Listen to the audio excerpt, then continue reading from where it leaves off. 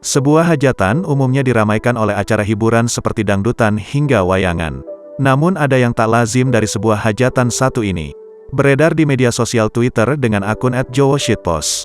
Hajatan di Kabupaten Sragen diramaikan dengan acara pertandingan tinju.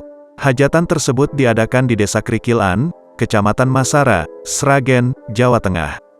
Hajatan berlangsung pada Sabtu, tanggal 5 Maret tahun 2022. Terlihat dari selembar undangan. Di bagian belakang undangan tersebut, terdapat jadwal pertandingan tinju yang terdiri dari 5 pertandingan dari 2 partai. Yaitu, partai utama Kejurnas ada 2 pertandingan dan partai tambahan ada 3 pertandingan.